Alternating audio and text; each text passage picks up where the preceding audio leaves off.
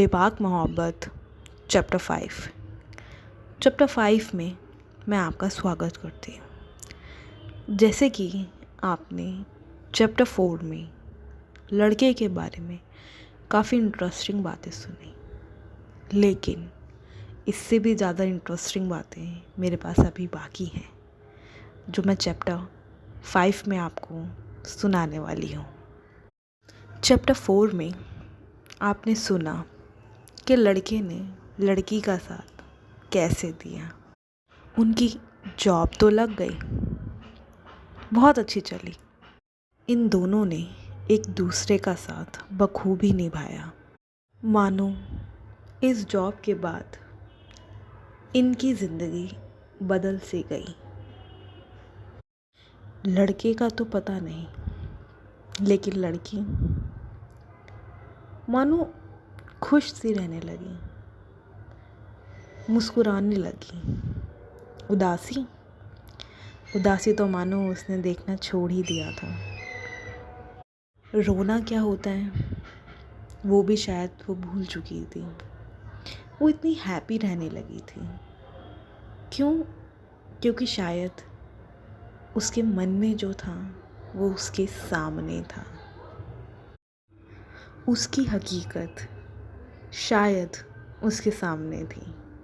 वो जो चाहती थी वो सब होने लगा था।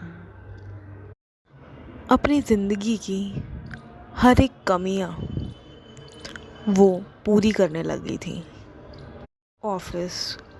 ऑफिस में भी उसकी परफॉर्मेंस दिन ब दिन बढ़ती जा रही थी। शायद उसको ऑफिस में उससे पहले कोई नहीं जानता था, लेकिन उस लड़के के इंट्रोड्यूस के बाद वो लड़की उस ऑफिस में कहीं ना कहीं जानने लगी। वो अपनी परफॉर्मेंस और अच्छे से अच्छे करने लगी। मतलब मानो उसने नीचे से अपना ग्राफ ऊपर उठा लिया हो, वो ऐसे काम करने लगी। ये तो ऑफिस का काम था, लेकिन ऑफिस के बाद भी शायद उसकी ज़िंदगी कुछ लम्हों में सिमटती जा रही थी।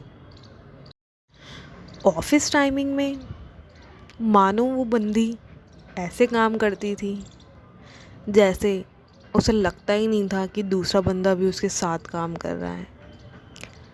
पर्सनल फ़ोनों को तो वो हाथ भी नहीं लगाती थी, लेकिन ऑफिशियली वर्क वो बहुत अच्छे से करती थी।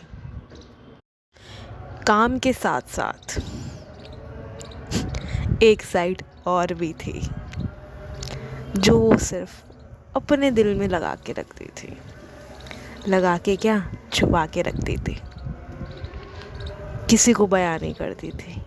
अंदर ही अंदर मुस्कुराती रहती थी। वो क्या था बताते हैं हम आपको। वो ये था कि उसके सामने एक चेहरा रहता था, जिस चेहरे को देख के वो अपना काम इतनी लगन से करती थी कि मानो शायद कोई भी नहीं करता होगा जितनी लगन से शायद जो वो काम करती थी। वो काम तो करती थी, लेकिन शायद उसकी आंखें कुछ और ही कहती थी। वो मन ही मन किसी को चाहने लगी थी।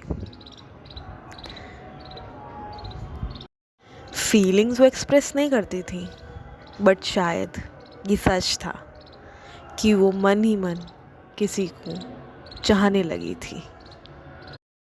वो इतनी खुश रहने लगी कि मानो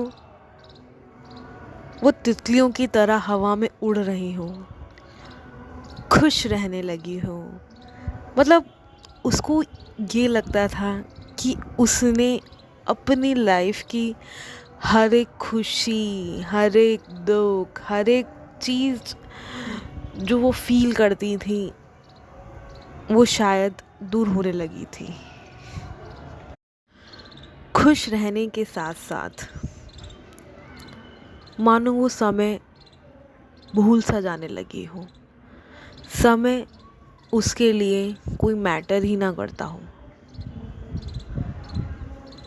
वो इन सब चीज़ों में इतना खो चुकी थी। सुबह सुबह उसकी गुड मॉर्निंग से स्टार्ट होती थी और रात उसकी गुड नाइट से होती थी। मानो उनको 24 घंटे भी शायद कम से पड़ते हों, साथ में वो इतना रहने लगे थे। शुरुआती दिनों में उसकी जो फीलिंग्स थी, उसकी जो अटैचमेंट्स थी, वो सिर्फ उस तक ही सीमित थी। कभी वो किसी को बयान नहीं करती थी, मतलब अंदर ही अंदर रखती थी।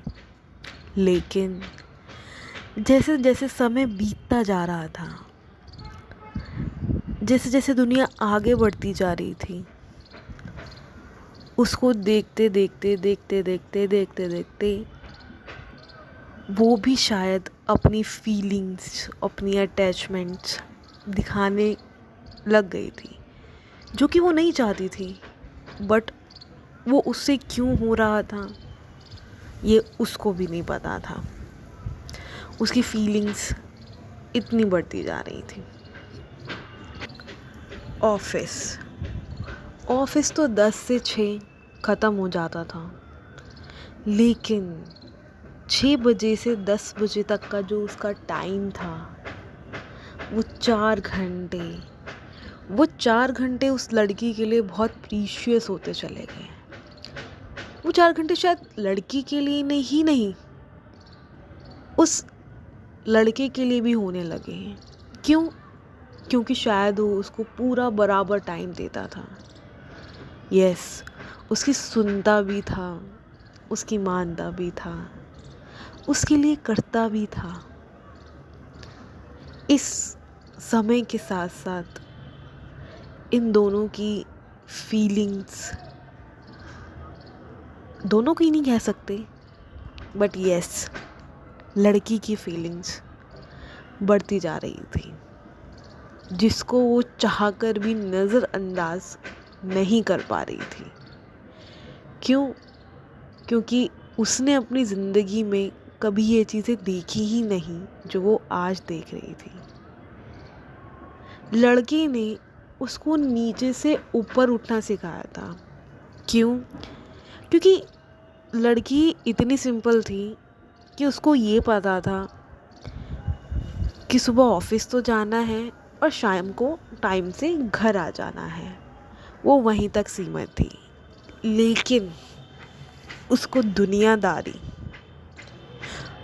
उसको इम्पोर्टेंस, सारी चीज़ें लड़के ने सिखाई कि इस दुनिया में कैसे रहना है, कैसे कपड़े पहनने हैं, कैसे जीना है, कैसे लड़ना है।